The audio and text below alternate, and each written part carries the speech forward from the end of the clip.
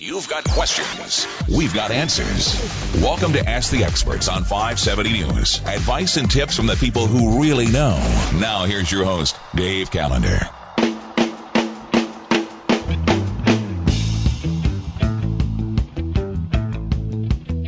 Welcome to Ask the Experts. Neil Adams in for Dave Callender today. And I'm pleased to welcome back to the program Howard Hayes and Ian Martin of Hoyes Michalos and Associates. Hoyes Michalos have over 20 offices across the province with their head office right here on King Street in Kitchener. Both Ian and Howard are bankruptcy trustees and consumer proposal administrators that have worked in Waterloo region for over 6 years. Ian works right here in Kitchener. Howard just across the 401 in Cambridge and Brantford. And if you're a regular listener to 570 News, you'll have heard the commercials from Hoyes Michalos and Associates, as well as other companies talking about consumer proposals. Howard and Ian are here today to talk about consumer proposals, explain more about how not everything you might have heard about consumer proposals is true. Ian and Howard also happy to answer any questions that you may have right now as you're listening, so you can give us a call, 519-570-2545. Out of town, we're at 1-800-570-5715. Or if you prefer to talk to Ian and Howard or any of the other bankruptcy trustees at Hoyes Michalos and Associates, you can call Hoyes Michalos at 310-PLAN, and no area code is needed. Ian, Howard, welcome back to the show. Thanks, Neil. Yeah, good to see you, Neil. We've heard the commercials advertising consumer proposals, debt settlement negotiations. You guys have been on here in the past talking about them. It would seem that for people who have debt problems, consumer proposals are becoming more and more popular. Yep, that's right, Neil. I think it's something that we're seeing over time. I think kind of goes back a few years, really, that I think previously in the past when if you were struggling with a debt problem, before consumer proposals were introduced, your only realistic option was either pretty much pay your debt or go bankrupt. And I think the government sort of realized over time that with the introduction of credit cards in the 70s and 80s, there was more people with consumer debts that were having to turn to a bankruptcy if they weren't able to keep up with their payments. Bankruptcy was quite a drastic measure for a lot of people. There was a lot of people back then losing assets to bankruptcies, that kind of thing. So what the creditors and the government did was eventually worked out this system where you can offer a proposal to your creditors to say, okay, well, let's not have it so drastic in terms of if I can't pay all my debt back, my only option is a bankruptcy. Let's introduce a middle step, which is the concept of a proposal. I think more and more people, as they become aware of what a proposal is and they hear about it and they know they have the freedom to be able to offer a settlement on their debt as opposed to just walking away from it in a bankruptcy, that's something that a lot of people would rather do. I don't think anyone sets out with the intention of wanting to go bankrupt. So I think a lot of people that come to our office are happy to hear that they have this option of being able to contribute something back to the debt as opposed to, like I say, perhaps having that feeling of just walking away from it in a bankruptcy. And I think in recent years in particular, they're becoming more and more popular because I think a lot of people, since the economy crashed a few years ago, I think people are getting back into steady employment again. People have regular pay, so they do feel that, I don't just want to not deal with my debt. If I can afford to pay something back, then that's what I'll do. We're also seeing that the mix of people choosing a proposal versus a bankruptcy is increasing year on year as well, that if someone's in a state of insolvency, they have to pick one option or the other. More and more people are picking the proposal as the right way to go. And just to add on to those comments, Neil, I think a big part of it that Howard touched on there is the awareness. Even if people don't understand exactly how bankruptcy works, it's a word that they've heard. It's existed in different forms for hundreds, thousands of years. Whereas this thing called a consumer proposal there's other jurisdictions, other countries that have similar laws. But in Canadian insolvency law, it's something that's only been around for about 20 years. And as Howard said, it was designed to give consumers another way to deal with the debts without being so drastic as filing bankruptcy. I think it's important to consider what our role is. We as bankruptcy trustees are licensed by the government, which means there's a rigorous process to get to that point. But we're also very highly monitored by the government. And one of our explicit directives when we meet with an individual about their financial problems is to review all of their options. And that means the formal legal options that a trustee can help you with, meaning a bankruptcy or a consumer proposal. But we also have an obligation to go through other less formal options. And sometimes the answer is they don't need our services at all. So just try to give a little bit of reassurance that our role is to provide kind of free, unbiased advice to help people find the right answer for their situation. So give us a brief reminder of what a consumer proposal is. I know Howard was touching on it briefly. Right. So is this kind of this, well, fundamentally what it is legally being able to settle your debts, your unsecured debts, meaning credit cards, lines of credit, basically things that aren't attached to an asset. It's being able to settle that group of debts for less than the full amount that is owing. It's a formal legal proceeding under the Bankruptcy Insolvency Act, which means the kinds of things that we talk about here or when we meet with people, it's not Howard and I or other trustees that kind of cook this up, right? It's an act of Parliament. It's federal law that provides for these things that we talk about. And usually the way it works is that it's set up as a monthly payment over a maximum of 5 years, but it can be shorter. And also in some situations where there's funds available, people are able to make a lump sum payment, like a one-time payment or a shorter payment stream into it if they have the funds available to do so. So once that proposal is made to the creditors, they basically have the opportunity to review it and say yes or no. Are they going to agree to or not? And realistically, most times what we find, a vast majority, is that they say yes. And then the common feedback we get from people who aren't as familiar with it is say, well, why in the world would a creditor agree to that? Why would they agree to take less than the full amount? And the answer is quite simple. If a bankruptcy is the last resort, the last option somebody's facing that they're looking at, a consumer proposal realistically is the second to last choice. People shouldn't be thinking of a consumer proposal as an easy way out. It's the second to last resort compared to bankruptcy. In a bankruptcy, the cost or the financial implication depends on your assets. Sometimes we get painted as the bad guy because we have to liquidate some kinds of investments or houses or cars, but that's enforcing the law. There's another part in a bankruptcy where the cost and the length of time depends on somebody's income level. So the idea is that when we sit down with people, we go through and say, well, if you filed a bankruptcy, here's the cost for you.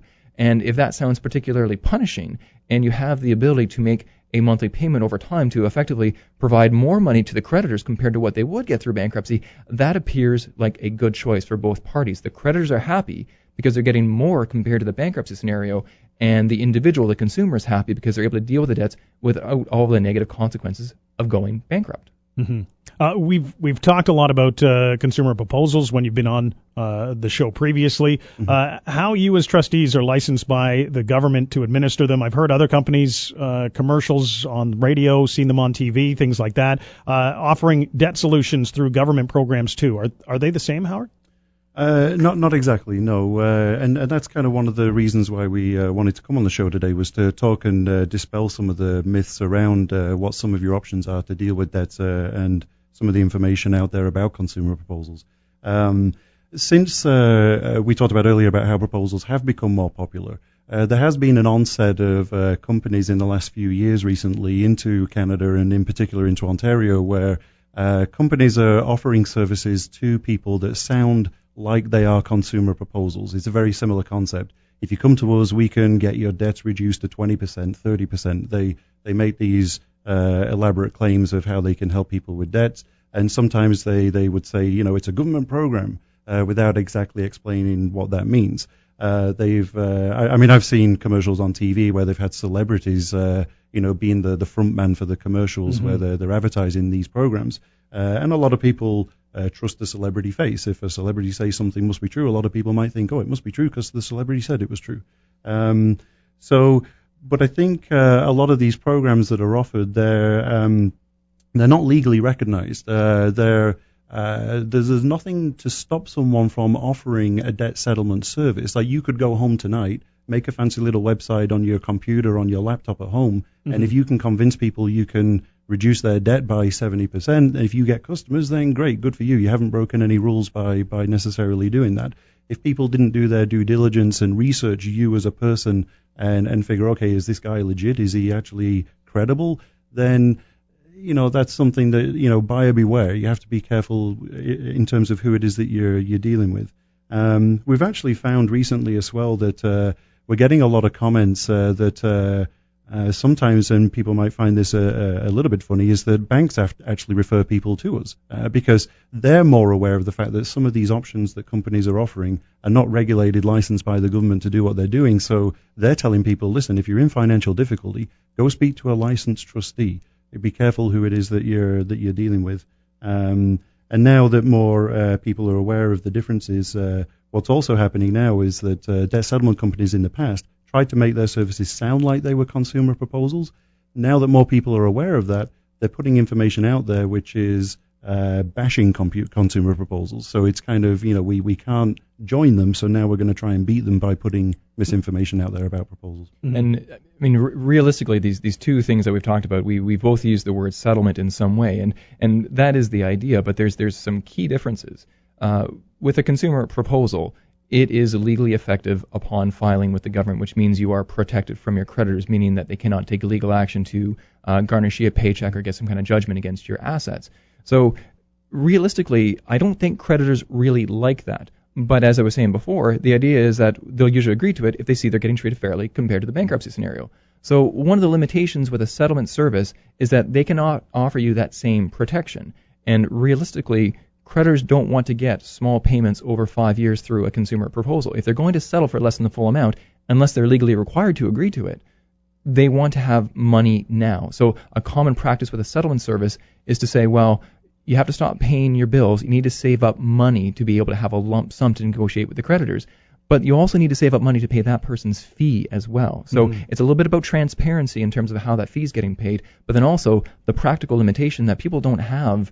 I mean, if the idea is to settle for 20%, and let's say you have $60,000 in credit cards, well, who has $12,000 sitting around right now to go do that settlement, plus pay somebody's fee of a few $1,000s? So you stop paying your bills, you save up for many, many months to be able to do that, but if there's no legal protection in that time, if you're not paying your bills, there's a good chance those creditors will start taking legal action and put you at risk, where despite the good-sounding nature of these settlement programs, you're forced to talk to a trustee anyway, where you can file a bankruptcy or proposal that legally protects you at the start of the process. That's a key difference.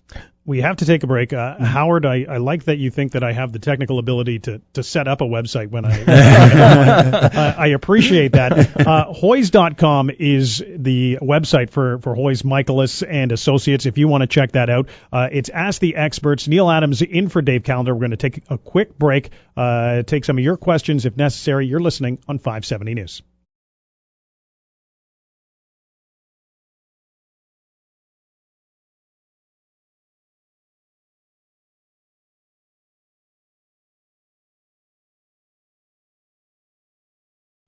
Time for more of Ask the Experts with your host, Dave Callender. Welcome back to Ask the Experts. Neil Adams in for Dave Callender today, and joining me in studio, Howard Hayes and Ian Martin of Hoys Michalos and Associates, talking about consumer proposals. Howard and Ian, you can get them at Hoys.com. Also, 310 Plan, if you have some debt questions to ask them. We were talking in that first segment, we kind of tailed off there about the internet. I know typing into different search engines and things like that, any of the words, debt, bankruptcy, trustees, things like that, you get thousands, millions of different responses. Howard, how can you... Are people skeptical when they walk through the door? I think they are, and to me, that's a great thing. I actually, it's refreshing when I sense someone's skepticism in terms of if they're questioning me in terms of who I am, if they're asking me, am I licensed to do what I say I can do? So I think that's a really good thing. It's refreshing to hear. I think more and more we're finding that people are starting to ask the right questions. If you're going to take a drastic step in terms of turning to someone for professional help, for advice with how to deal with a debt problem, you want to know who it is that you're dealing with. And is that person credible? Can you trust them?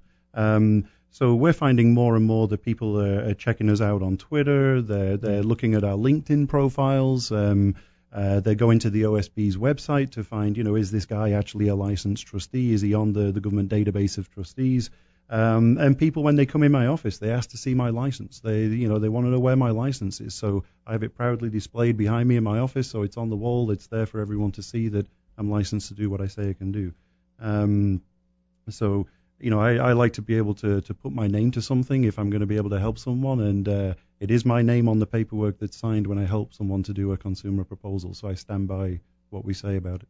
And some of that skepticism that Howard's talking about, sometimes people are very clear where they've gone partly down one path, and then there's like with a different kind of professional, and they start to become concerned, and And so, therefore, that person is naturally a little bit skeptical when they start to talk to us about the same kind of situation. But I think even without that part of it, it's normal and understandable that people are very cautious and emotional about talking to really a stranger about a very significant financial issue. That's a culture in our company as well. I think when Doug Hoyes and Ted Michalos founded the company, they didn't hide behind some corporate veil, some corporate name. They called the company Hoyes and Michalos. They're prepared to put their name to the services that we offer. Oh, absolutely. And I really think that the key is to find somebody who, I mean, we talk about being able to ask the right kinds of questions. So people are educating themselves more. They're asking the kinds of questions. And my approach, I know Howard is the same, that we are there to answer those questions, to effectively build the trust, to know that we know what we're doing and we have basic confidence in the service that we can provide.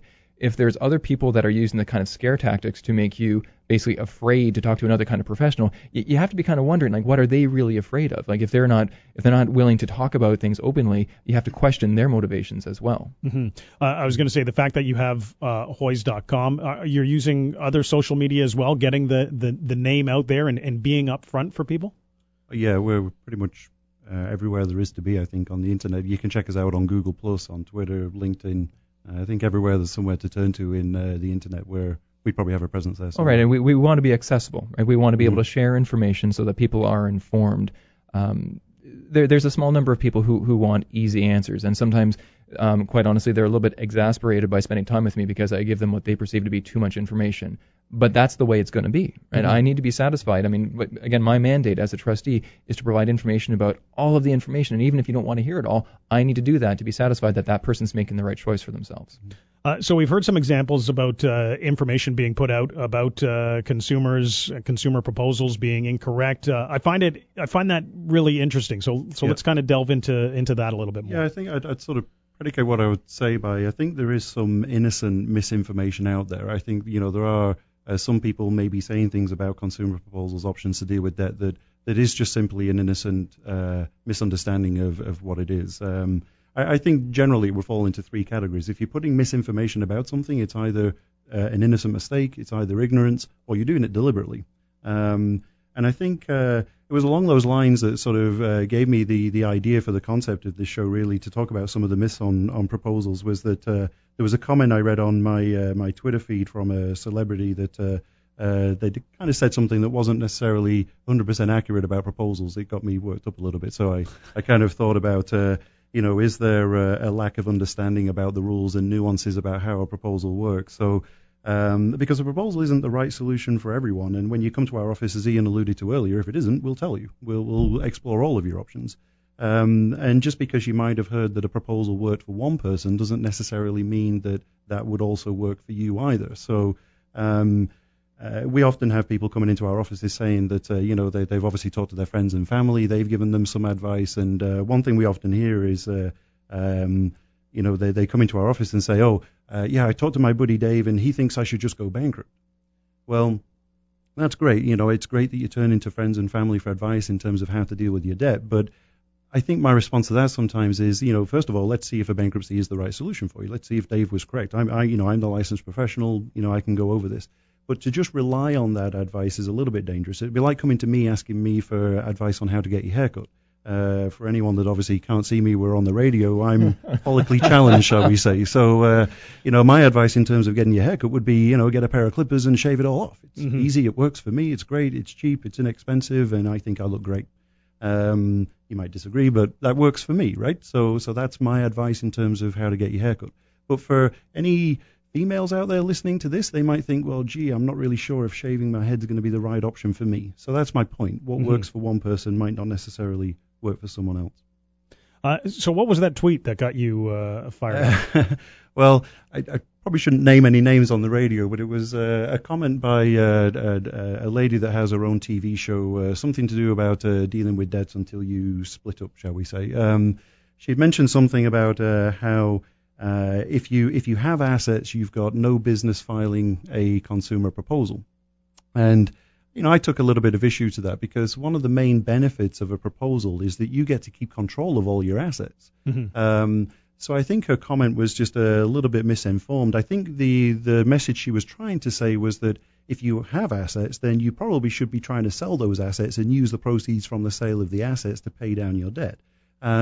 But that's not necessarily the right solution for everyone. For example, if your asset is a $20,000 RESP that you've saved up for your kid's education, your first priority might not be to cash out that RESP to use the money to pay off your credit card. Mm-hmm. It's an option. It's a perfectly valid option. There'd be a lot of penalties to cash out the RESP if you're not using it for the kid's education. The government's going to take all its money back. But there are alternatives. An alternative would be something like credit counseling or a consumer proposal, which would allow you to offer a settlement to pay back a portion of the debt to the creditors whilst at the same time retaining control of that RESP.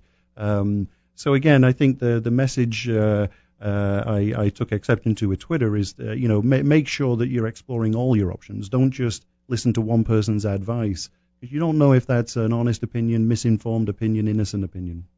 And honestly, furthermore, the fact that you have assets doesn't mean that you'll be able to pay your debts in full. So if you have something that you can make some kind of payment towards the debts, if you still had a large sum of credit card debt, the cash flow might not be that you could pay the debts back anyway. Yeah, so it seems like a very, very limited, somewhat myopic kind of comment. Yeah, a lot of people that are struggling with debts don't have enough assets to be able to sell all those assets and pay all their debt.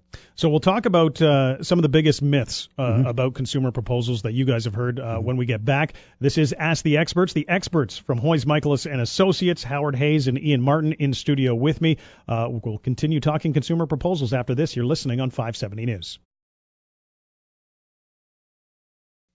570 News returns to Ask the Experts. Here's Dave Callender.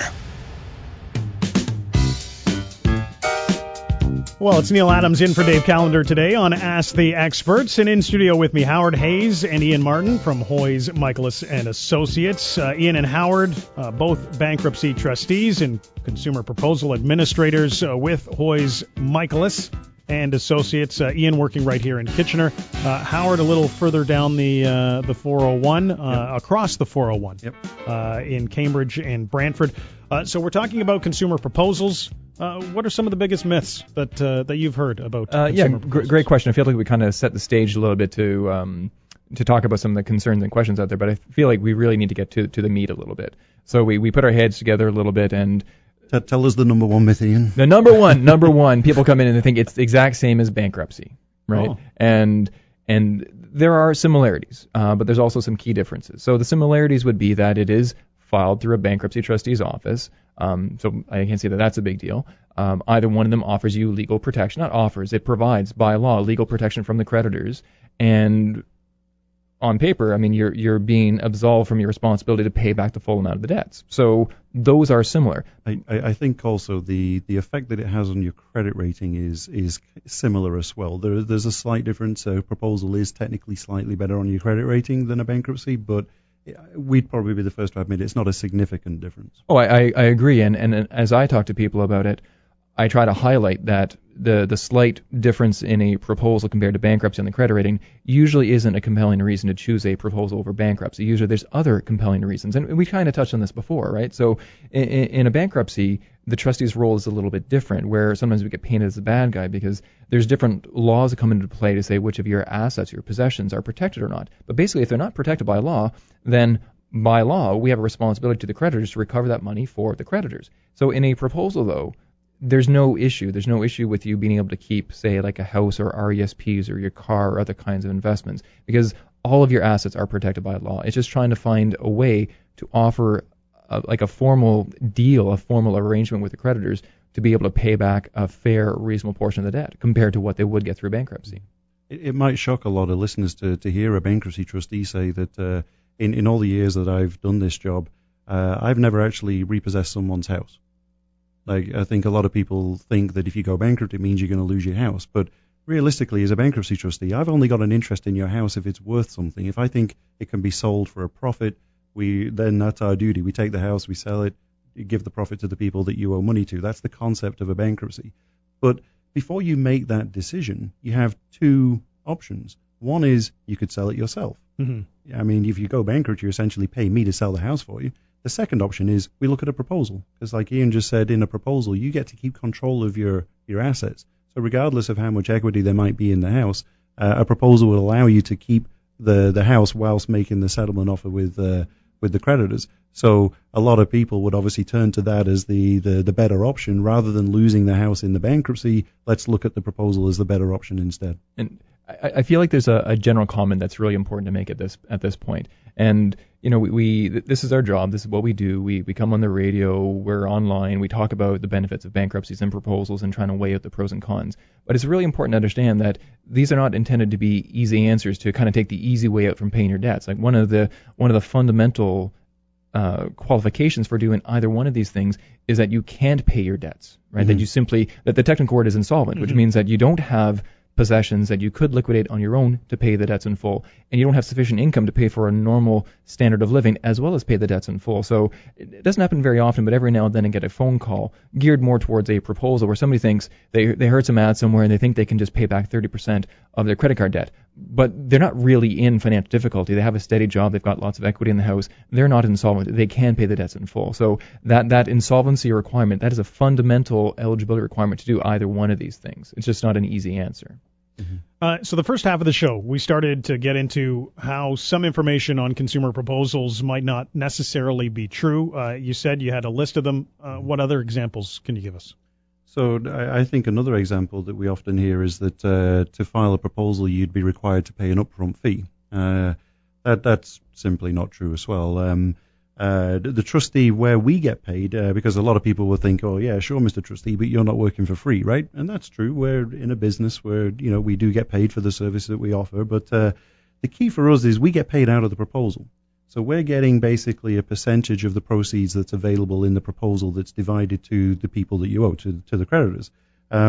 We don't receive a cent from the proposal until we've actually contacted the creditors, until it's been filed with the government and we've sent the packages off to the creditors. We're not getting paid anything. So there is no upfront fee for filing a proposal. Usually in a proposal, because it's a monthly proposal, your first payment is due within about 30 days of when you file a proposal.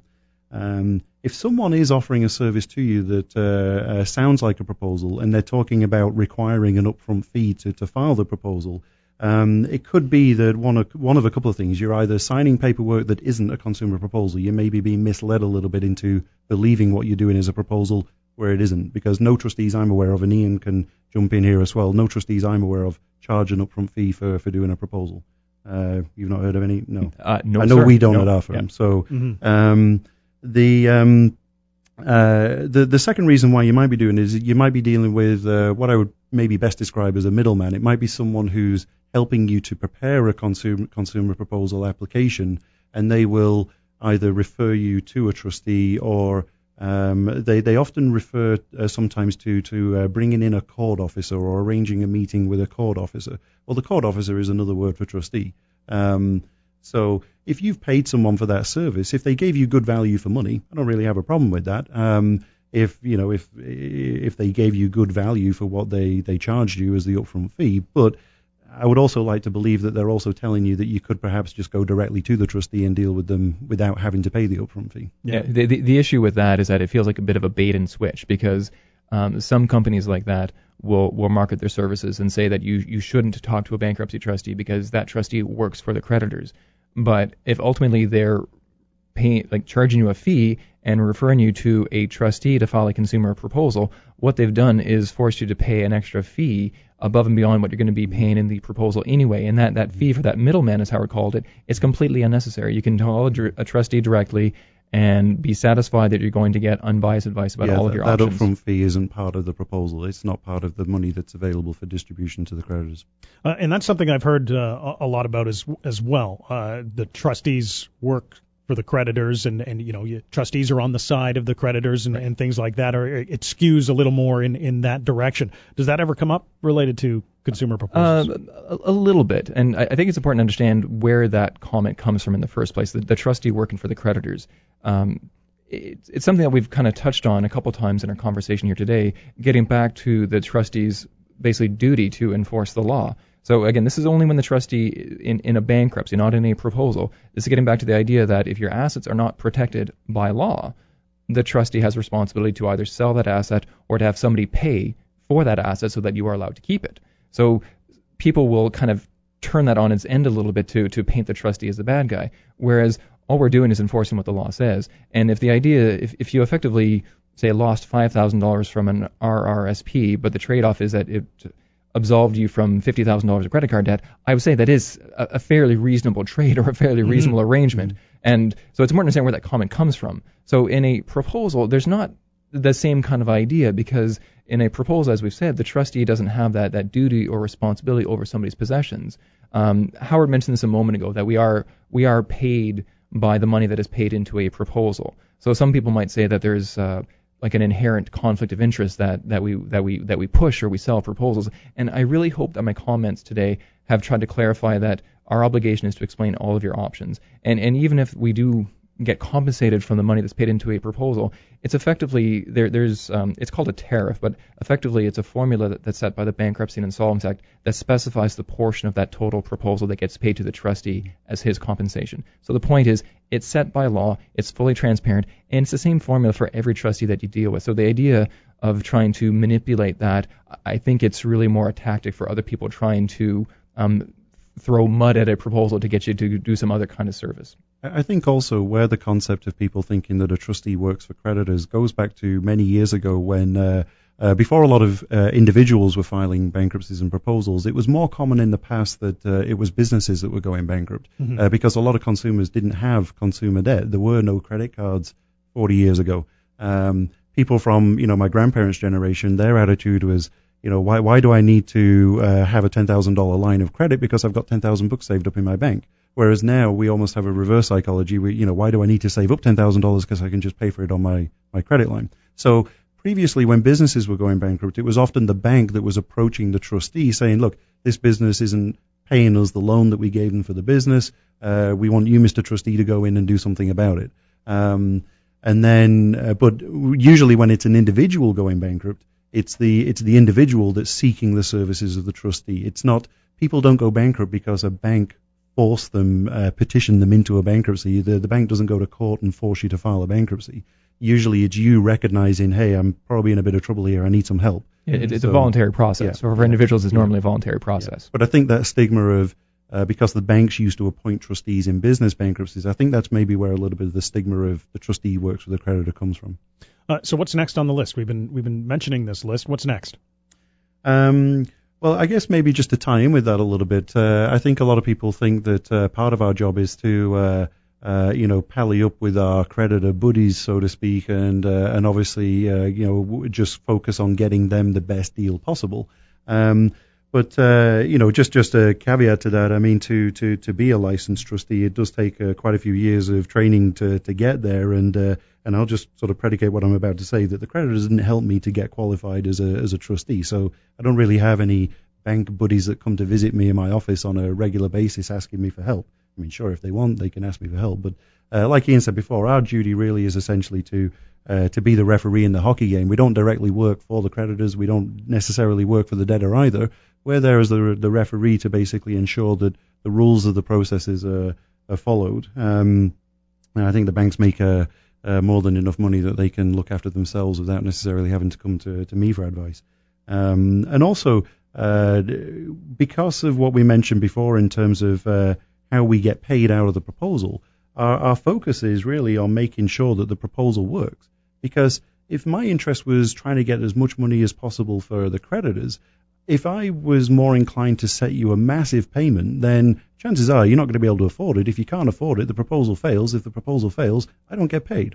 Mm-hmm. Whereas on the flip side, if we set the payment too low, that's perhaps good for you, but there's more of a chance that the bank wouldn't agree to that proposal. So our motivation is to find the sweet spot in the middle, find a deal that you can afford based on your budget and your circumstances, and also just make sure that it is something that the creditors would agree to as well. It's got to work for everyone. If it works for everyone, we get paid as well. And the expression win-win is used. That's right, yeah. Sweet spot, win-win, whatever you want to call it, right? It's supposed to be, sometimes I use the non-technical term, happy-ish. It's a happy-ish middle ground. You shouldn't be happy that you're filing a proposal, but if you're doing that, you're happy because it's not a bankruptcy instead. And you don't have that dreaded weight cloud hanging over your head This is Ask the Experts. The experts from Hoyes, Michalos and Associates are in studio. If you want to give us a call, 519-570-2545, out of town, 1-800-570-5715. If you'd prefer to talk to Howard or Ian off air, you can do so at 310-PLAN. No area code needed, or you can check them out on the web at hoyes.com. Stay with us. We'll be talking more about consumer proposals after this break. This is 570 News.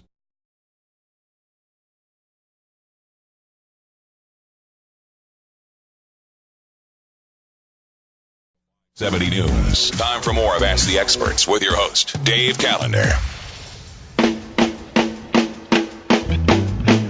Welcome back. Neil Adams in for Dave Callender today. And Hoyes, Michalos and Associates are the experts that are in studio. Howard Hayes and Ian Martin. We've been talking about consumer proposals, exploring some of the myths, and you guys have had great examples. Howard, let's continue with some more examples. I think we were just talking in the break there. I think one of the common things we hear is that people are reluctant to file a proposal if they think the payments are going to be dragging on forever. They hear us talking about how it's a maximum 5 years you can do the proposal. Some people might think, well, maybe a bankruptcy is going to be a lot less time, so maybe I'm just better off going bankrupt, getting it over and done with quicker. The idea behind a proposal is, like we said before, you've got a maximum 5 years. That doesn't mean that you have to do a 5-year proposal. It just means you've got a maximum time available to do it over 5 years. There's a lot of flexibility built into a proposal because what you're essentially doing is once we understand what it is that you would have to offer in terms of a settlement to the creditors, let's say you have $20,000 worth of debt, the settlement's to pay half of it, $10,000, you could maybe make a payment of, say, $200 a month for 50 months, just over 4 years. Some people might think, 4 years, I'm not sure about that. But what you're in a sense doing is you're kind of locking in your own minimum payment. Mm-hmm. So all you have to do for those 4 years is pay $200 a month. However, if you have the ability to pay it faster, there's no rule saying that you can't pay it off faster. So if you can afford $250, $300 a month, whatever, you get a tax refund, want to put a lump sum of money into the proposal, at any time you can pay the proposal faster. One good thing there is once the creditors have agreed to it, they can't come back and change the deal. So if you were fortunate enough to perhaps get something like a tax refund or you get a pay rise at work, that doesn't change what you have to pay in the proposal. You can either bank that money. If you want to use it to pay off the proposal faster, you can do so. Ian touched on the point initially earlier as well that you can offer a lump sum proposal. So let's say recently you may have sold a house. You've got $10,000. It's not enough to pay off your $20,000 worth of debt, but you can use that $10,000 as a one-time lump sum payment. So therefore, your proposal's a 1 month proposal. So there's only really your imagination that restricts what you can do within those 5 years in terms of offering payments to a proposal. Is seeking help and perhaps filing a consumer proposal almost like an admission of defeat to some people, Ian? I think there's some element of that, and understandably that very first step in terms of sending me an email or calling me to talk about the situation, that is a very emotional first step. And as I said, that's totally understandable. But before you take that first step, you really have to ask yourself some hard questions. I've said this to you before, Neil. You're generally speaking, your options to deal with your debts, they fall into two categories. Either you can pay the debts back in full or you can't. Most times, by the time somebody's talking to me, the full repayment options, most times they're simply not realistic. So then the exercise for us is to have an open and frank conversation about the circumstances, the outcome for the future, and try to find, honestly, the best of the bad choices. I've said this a couple times already today. Mm-hmm. Bankruptcy is not a good thing. A consumer proposal is not a good thing. Some kind of settlement is not a good thing. Howard referred to credit counseling. That's not a good thing. You're just trying to find, well, it's an indication there were some bad things in the past. But potentially, though, if you find the right fit, the right choice for you based on your circumstances, it provides some hope for the future to get the past problems under control so you can focus on the future, basically. Mm-hmm. And when a lot of people understand exactly what their options are and the pros and cons of those options, they're often very relieved to know that they do have an option. That whether it is bankruptcy, whether it is a proposal, once they understand the implications, often most people leave our offices very relieved knowing that they can get relief from the debt. Yeah, I'm going to chime in with one other comment. I mean, I feel like I've used the word emotion like 4 or 5 times. It's very, very common after I've met with somebody once or twice as we're exploring the options. Once they've made a choice and they feel like really good and positive about the situation, it's so common that they say to me, you know what, I've been thinking about this for the last 18 months, the last 2 years. Part of me, I wish so much that I had contacted you guys 2 years ago. But realistically, that person wasn't emotionally ready to take that step. Yeah, right? we all hear that all the time. A lot of people said the hardest part of the process was picking up the phone in the first place. Sometimes a lot of people will spend many weeks, months researching the internet, looking at options, talking to, people that they confide in.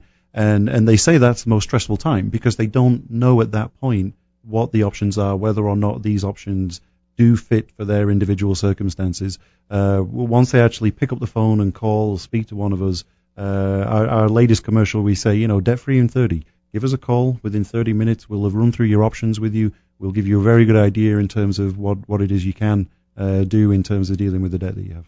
You guys are just stealing my next question, and that's kind of what advice do you give to somebody who's having financial trouble? I think we kind of just answered that quite honestly. Yeah. Like my reaction to that, and it's saying, do I have a plan? If you're feeling stressed about the debts, if you're just making the minimum payments or maybe missing those minimum payments, if there's a collection agency that started contacting you, if there's a threat of a garnishee on your paycheck, if you're basically losing sleep over this and you're not sure that there is a plan in place to deal with it, in one way or another, it's time to kind of go outside your normal circle and talk to somebody else to get some more information so that you can assess what is the right path for me, right? Because if the status quo isn't working, you have to change it up, right? You have to change something. If you just keep doing the same thing over and over, it's not going to resolve itself. And that's why, again, we can't repeat it enough. That's why we're here. We're accessible. We are here to answer your questions. If I can't answer your question in an open way where you have confidence that I know what I'm talking about, I don't expect you to seek my services. Mm-hmm. And it's free to do that as well. Where, like I said, other than the cost of a phone call, there's no charge for speaking with either myself or Ian, anyone from our firm. There's plenty of people on standby in our office throughout the week. We're usually answering the phones between 8 and 6. Like I say, pick up the phone, send us an email, send us your question. There's no obligation, no charge for it.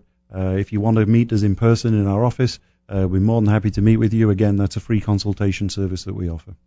We've talked a lot about professionals, the fact that you guys are licensed and you display your licenses. What are some of the questions that or advice that you would give to somebody when they first come in to see you guys? They start to, they've decided they've made that emotional first step where they've decided they're going to pick up the phone, they're going to walk into a building, whether it's you guys, whether it's somebody else, a debt solutions company. What advice questions should they ask? Yeah, I guess the first question is, are you a licensed trustee? Do you have the credibility, the qualifications to give me the advice that I'm seeking?